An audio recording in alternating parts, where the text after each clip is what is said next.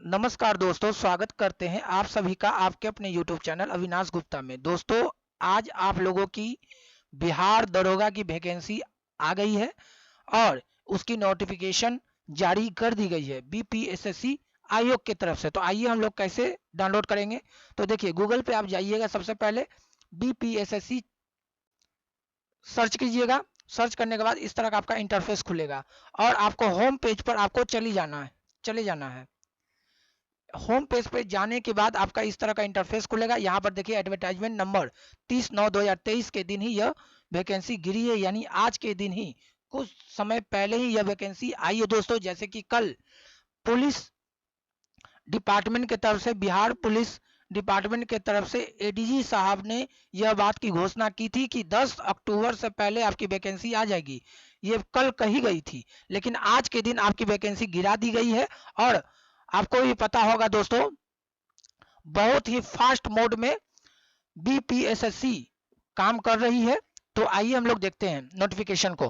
तो 30/9/2023 के दिन advertisement 02/2023 for selection of police sub inspector in home department government of Bihar, इसी पे आपको क्लिक करना है। क्लिक कीजिएगा तो इस तरह का इंटरफेस आपका खुलेगा दोस्तों। तो आप यहाँ पर आइए, यहाँ पर देखिए, क्रम संख्या 1 में पुलिस अवर निरीक्षण यानी पुलिस सब इंस्पेक्टर की पोस्ट है। लेवल 6 की यह वैकेंसी है दोस्तों। 1275 आपकी वैकेंसी की संख्या है कि 1275 पदों पर आपकी नियुक्ति होगी दोस्तों। यहाँ देखिए, पूरे नोटिफिकेशन को हम आपको समझाते हैं क्या है नोटिफिकेशन में। यहाँ पर देखिए, इन पदों पर नियुक्ति हेतु प्रतियोगी परीक्षा आयोजित कराई जाएगी, यानी इस पद पर जो नियुक्ति होगी पुलिस अवर निरीक्षण पद पर, इसके लिए प्रतियोगी परीक्षा आयोजित करवाई जाएगी। ठीक है। ऑनलाइन आवेदन पत्र की प्रक्रिया दिनांक 5/10/2023 से प्रारंभ होगी। मतलब 5/10/2023 से आप फॉर्म भरना स्टार्ट कर सकते हैं दोस्तों। ये बात है यहाँ पर कि 5/10/2023 से आप फॉर्म भरना स्टार्ट कर सकते हैं। ठीक है। अब आइए नीचे, दूसरा नंबर पॉइंट में क्या लिखा है, युक्त पदों पर चयन के लिए बिहार पुलिस अवर सेवा आयोग द्वारा अभ्यर्थियों से ऑनलाइन आवेदन पत्र प्राप्त किए जाएंगे और एक अभ्यर्थी द्वारा मात्र एक ही ऑनलाइन आवेदन पत्र भरा जा सकता है, यानी एक व्यक्ति एक ही को फॉर्म भर सकता है दोस्तों। इसमें यह बताया गया है। जैसे ही आप नीचे की ओर आइएगा, इसे सब पूरा बताया गया है क्या है कैसे है। नीचे की ओर आइए, देखिए आवेदन की पात्रता क्या होना चाहिए। आप एक तो आप भारतीय होना चाहिए। ठीक है।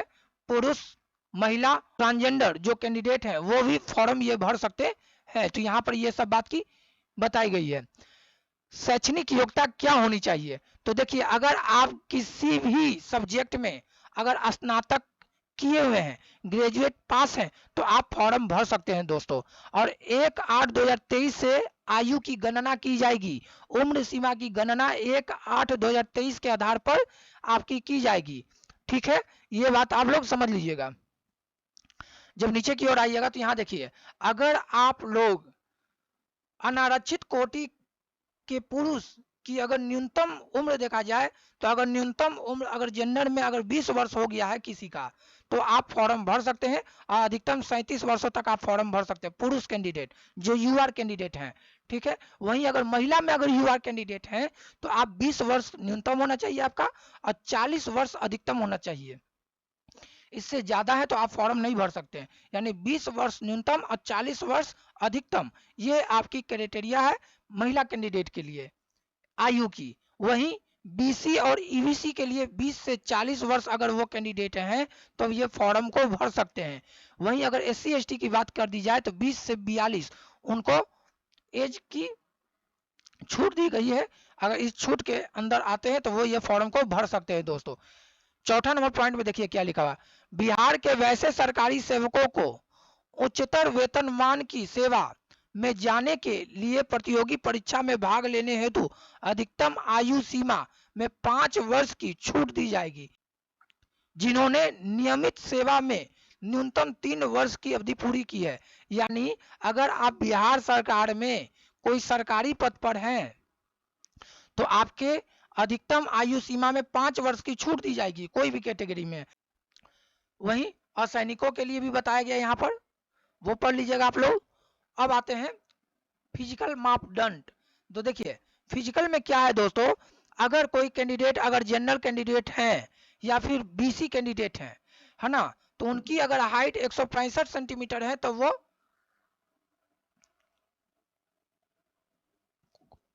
एलिजिबल हो जाएंगे हाइट में। और अगर यूआर कैंडिडेट और बीसी कैंडिडेट की जो हाइट है यहाँ पर मांगी जा रही है 165 सेंटीमीटर, वहीं ईवीसी कैंडिडेट हैं तो उनके लिए 160 सेंटीमीटर रखा गया है हाइट। वहीं एससी एसटी वाले जो कैंडिडेट हैं उनके लिए भी 160 रखा गया है हाइट। वहीं सभी महिलाएं, जितना भी वर्ग की महिला हैं, यूआर कैंडिडेट हो, बीसी कैंडिडेट हो, ईवीसी कैंडिडेट हो या एससी एसटी कैंडिडेट हैं, उनके लिए 155 सेंटीमीटर रखा गया है हाइट। वहीं चेस्ट की अगर बात की जाए तो 81 सेंटीमीटर होना चाहिए बिना फुलाए, और 5 सेंटीमीटर यहां से जोड़ लीजिए जो फुलाकर आपको मांगा जाता है। तो एक तो ये है। अब आइए वजन। वजन क्या है कि सभी वर्गों की महिला उम्मीदवारों के लिए न्यूनतम वजन 48 केजी का होना चाहिए, ठीक है।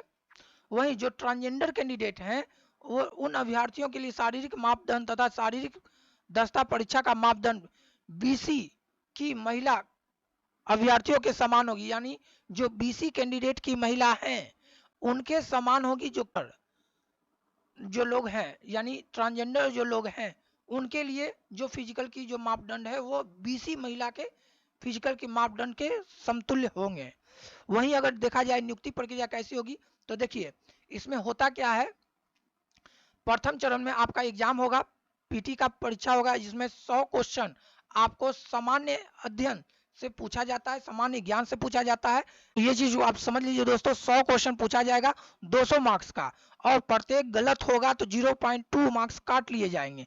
तो ये बात यहाँ पर बताई गई है। और वहीं इसके बाद द्वितीय चरण होगा जिसमें 2 घंटे का समय दिया जाएगा 200 नंबर का, जिसमें 2 पार्ट होंगे, एक हिंदी का और एक सामान्य अध्ययन प्लस मैथ और रीजनिंग का होगा। तो ये बात है, तो यहाँ है। उसके बाद तीसरा चरण हो जाएगा आपका फिजिकल इफिशियंसी टेस्ट।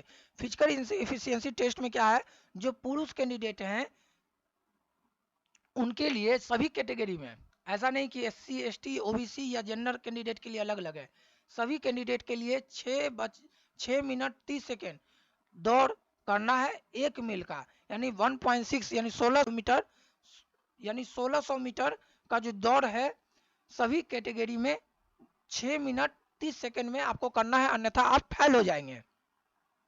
वहीं अगर महिला कैंडिडेट हैं तो 1 किलोमीटर दौड़ना है 6 मिनट में, ठीक है। वहीं अगर हाई जंप का अगर बात देखा जाए, हाई जंप तो 4 फीट कूदना है पुरुष कैंडिडेट को और 3 फीट कूदना है महिला कैंडिडेट को। यहाँ पर देखिए 4 फीट पुरुष कैंडिडेट को, वहीं 3 फीट आपका महिला कैंडिडेट को कूदना है। वहीं अगर लॉन्ग जंप का बात कर देंगे तो सभी कैंडिडेट जो जितना भी कैटेगरी है वो सभी में पुरुषों का अगर 12 फीट वो कूदते हैं लॉन्ग जंप तो वो क्वालिफाई हो जाएंगे। वहीं महिला अगर 9 फीट तक कूदती है तो वो क्वालिफाई होंगे। वहीं गोला फेंक भी है इसमें, तो गोला फेंक में 16 पाउंड का गोला आपको फेंकना है 16 फीट तक पुरुष के लिए। वहीं अगर महिला की बात कर दिया जाए तो 12 पाउंड का गोला रहेगा और 10 फीट तक आपको फेंकना है। तो ये करने के बाद ही आप क्वालिफाई करिएगा। इसके बाद है दोस्तों मेगा सूची, जो आप मेंस यानी मुख्य परीक्षा जो एग्जाम होगी उसी के आधार पर आपकी मेगा सूची बनाई जाएगी दोस्तों, इसमें यह बताया गया है। और यहाँ पर देखिए किस किस कैटेगरी में कितने कितने सीट है वो यहाँ पर बता दिया गया है दोस्तों। अगर यहाँ देख रहे हैं, ये जो देख रहे हैं ये जो कॉलम है महिला को जो 35% का आरक्षण मिला है, इसमें इस कॉलम में ये बताया गया है यहाँ पर कुल पदों की संख्या किस कैटेगरी में कितने कितने हैं ये बात बताई गई है। और यहाँ पे स्वतंत्रता सेनानी से संबंधित जो आरक्षित सीट है वो कितने कितने हैं ये बताई गई है इसमें। तो ये पूरी विवरण है वैकेंसी का, जो रिक्त पद है बिहार दरोगा से संबंधित उनका। आप जब नीचे की ओर आइएगा उसके बाद आपको यह बात मालूम है कि 5/10/2023 से यह ऑनलाइन फॉर्म भराना स्टार्ट हो जाएगा। और जैसे ही ऊपर आप आइएगा तो 5/11/2023 ये आपकी फॉर्म भरने की लास्ट डेट है दोस्तों, है ना। तो आप लोग लग जाएं तैयारी में, क्योंकि समय बहुत कम है और आपको फॉर्म भी भरना है। तो आप सबसे पहले ओबीसी, जो ओबीसी कैंडिडेट है वो ओबीसी बनवा ले, एससी कैंडिडेट है वो एससी एसटी का सर्टिफिकेट बनवा ले, जो ईडब्ल्यूएस के कैंडिडेट है वो ईडब्ल्यूएस के सर्टिफिकेट बनवा ले। तो ये रहा आपकी नोटिफिकेशन दोस्तों, आप लोगों का नोटिफिकेशन आ चुका है। और 15 तारीख से आप लोगों का इसी चैनल पर 15 तारीख से इसी चैनल पर हर दिन 100 एमसीक्यू करवाई जाएगी बिहार दरोगा से संबंधित एग्जाम के लिए। तो आप इस चैनल को सब्सक्राइब कर लीजिए दोस्तों, साथ ही साथ आप हमारे टेलीग्राम चैनल को भी ज्वाइन कर लीजिए। मिलते हैं नेक्स्ट वीडियो में दोस्तों।